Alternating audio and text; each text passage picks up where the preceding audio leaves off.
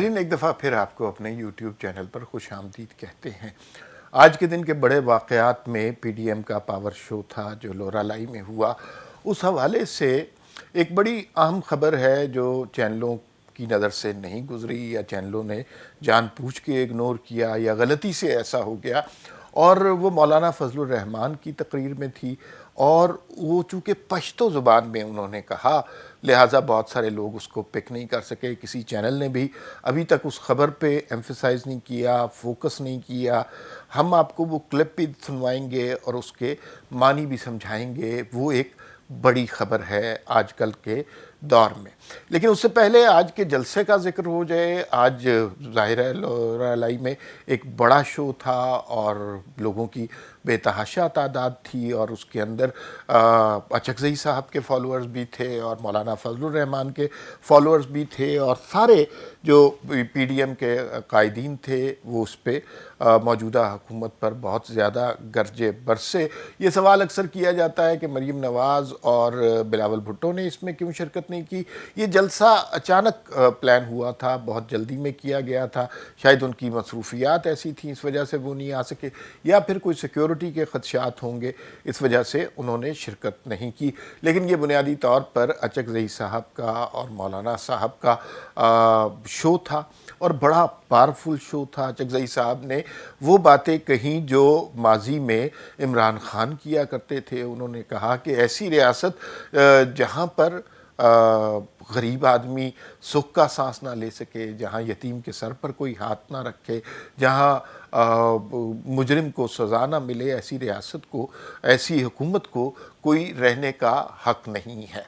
मौलाना फजलुर रहमान ने अपनी तकरीर हमेशा की तरह बड़े दबंग तरीके से शुरू की और वो बहुत ज़्यादा गरजे बरसे इमरान खान की परफॉर्मेंस पर। उन्होंने कहा कि ये कभी यहाँ पर रियासत मदीना लाने का ऐलान करते हैं, कभी यहाँ पर जो है चीन का निज़ाम लाने की बात करते हैं, कभी कहते हैं यहाँ पर ईरान सा इनकलाब लाना चाहिए और कभी ये चाहते हैं कि अमेरिका जैसी स्टेट इस मुल्क को बनना चाहिए। तो वो बड़े कंफ्यूज हैं, उन्हें पता नहीं है कि वो क्या कर रहे हैं। और वो फिर उन्होंने वो बात की कि इमरान खान बुनियादी तौर पर एक कठपुतली है और हमारा झगड़ा इमरान खान से तो है ही नहीं। हम इमरान खान से तो बात ही नहीं करना चाहते, ना ही उससे हमारी लड़ाई है। उन्होंने कहा कि हम उनसे लड़ना चाहते हैं, उनसे मकालमा करना चाहते हैं, उनसे हमारी जंग है जो इमरान खान को लाए हैं, जिन्होंने जानते बूझते कश्मीर का सौदा किया, जिन्होंने जानते बूझते इस मुल्क की मईशत को मनफी में पहुंचा दिया, इस मुल्क के अवाम को और गरीब कर दिया जी। और फिर उन्होंने महंगाई का भी जिक्र किया कि ऐसे हालात हो गए हैं कि लोग जो हैं अब घरेलू ज़रूरियात भी पूरी नहीं कर सकते और बहुत मुश्किलात हो गई हैं आवाम के लिए।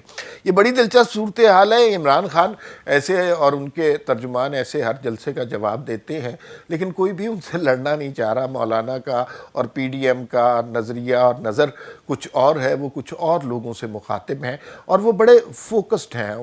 मौलाना ने बड़ा गरज कर कहा कि यहाँ पर अवाम की बालादस्ती होगी, हम अवाम की हुकूमत चाहते हैं, हम चंद लोगों की हुकूमत नहीं चाहते।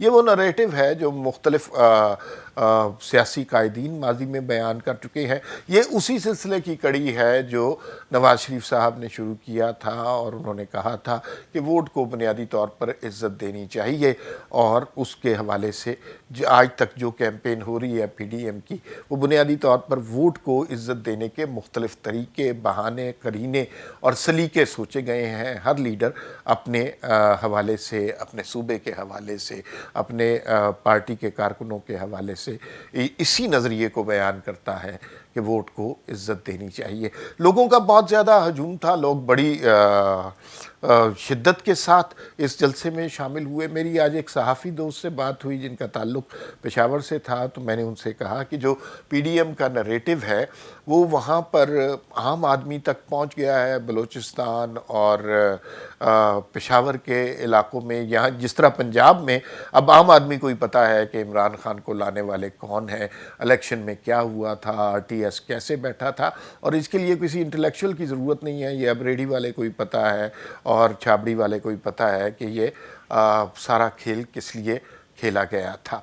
تو انہوں نے کہا جی کہ بہت سارے لوگ جن کی سوشل میڈیا تک رسائی نہیں ہے، جو شاید پڑھ نہیں سکتے لیکن پولیٹیکلی بہت زیادہ اویئر ہیں، ان لوگوں تک یہ بات پہنچ گئی ہے کہ عمران خان کو لانے والے کون ہیں اور کس طرح یہ بساط بچھائی گئی ہے اور کس طرح ایک کٹھ پتلی حکومت بنائی گئی ہے۔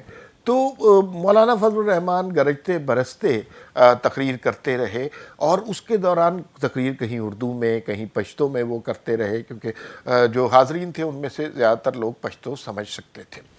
ایک جملہ انہوں نے کہا، اور یہ چھوٹا سا ٹکڑا تقریباً 1 منٹ سے کچھ زیادہ کا ہے، یہ آپ سن لیں، پھر آپ کو پتہ چلے گا کہ مولانا کس طرف اشارہ کر رہے تھے۔ یہ پشتو زبان میں ہے، کسی چینل نے پک نہیں کیا، یہ آپ سنیں پھر آپ کا اس کا ترجمہ بتاتے ہیں۔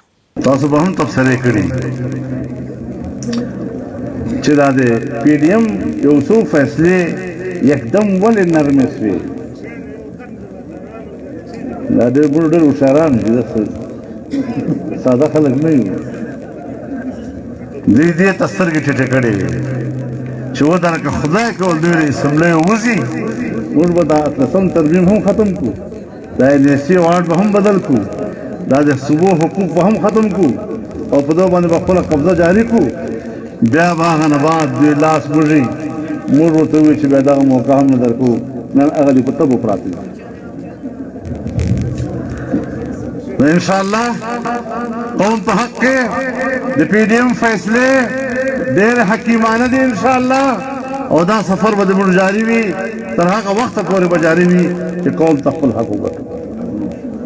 دا ووټ تا دا تا امانت تا، دا تا شی ده، او انشاءالله په دې ملک کې ظلم نظام ته اجازت نشو ورکولی. د عدل نظام پکار ده، هر سړي خپل حق ده، هر صوبې خپل حق ده، هر قوم خپل حقوق دي، او هغه حقوق به دې قوم ته میلاویږي انشاءالله العزیز.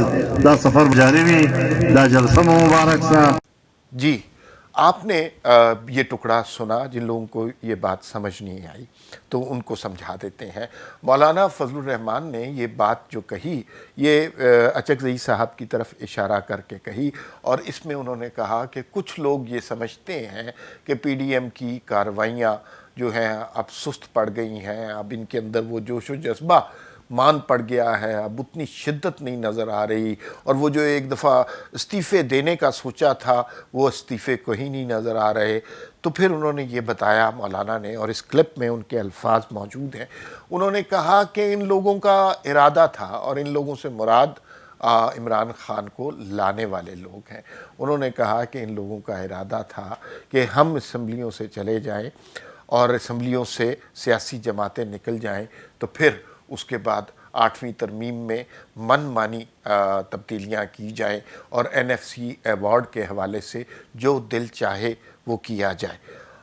یہ بڑی بات ہے، کیونکہ اور پھر انہوں نے کہا کہ پی ڈی ایم کے فیصلے بہت حکیمانہ فیصلے ہیں، ہم اس طرح اسمبلیوں سے نکلیں گے نہیں، ہم انہیں وہاں لے کے جائیں گے جہاں سے انہیں واپسی کا رستہ نہیں ملے گا۔ تو اس سے یہ پتہ چلا کہ وہ جو استعفے دینے والی بات تھی وہ بات اب ختم ہو گئی ہے، اور اب P D M long march کی طرف جائے گی، جو پتہ نہیں اسلام آباد کی طرف ہوتا ہے یا راول پنڈی کی طرف ہوتا ہے۔ اور یہ جو مولانا نے بات کی کہ 18ویں ترمیم اور این ایف سی ایوارڈ ختم ہو جائے گا، بہت سارے لوگوں کو شاید اس بات کا یقین نہ آئے، کیونکہ لوگ سمجھتے ہوں گے کہ اتنے پرسنٹ قومی اسمبلی خالی ہو گئی، Punjab assembly, Sindh assembly, Balochistan assembly خالی ہو جائے گی، تو ظاہر ہے نئے الیکشن کرانے پڑیں گے۔ لیکن یہ بھی تو ہو سکتا تھا کہ نئے الیکشن نہ کروائے جاتے اور ضمنی انتخابات اسی طرح کے کرائے جاتے جس طرح 2018 کے الیکشن کروائے گئے تھے، اسی طرح کے لوگوں کو ہم پہ مسلط کر دیا جاتا،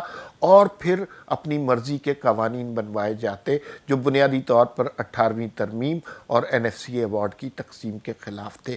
جو لوگ سمجھتے ہیں کہ ایسا نہیں ہو سکتا تھا تو انہیں یاد ہونا چاہیے کہ پھر 2018 کے الیکشن میں جو نہیں ہونا چاہیے تھا وہ بھی ہوا ہے، اور ہم نے دیکھا ہے کس طرح عوام کے مینڈیٹ کو قتل کر کے، سبوتاش کر کے، ایک سازش کے تحت कुछ ऐसे लोगों को असम्बली में लाया गया है जो सिर्फ बूट पॉलिश कर सकते हैं या हाँ में हाँ मिला सकते हैं। तो ये मौलाना के हवाले से एक बड़ी खबर थी। इसका मतलब है कि पीडीएम अब समझ गई है कि इस्तीफ़े देने से काम नहीं चलेगा।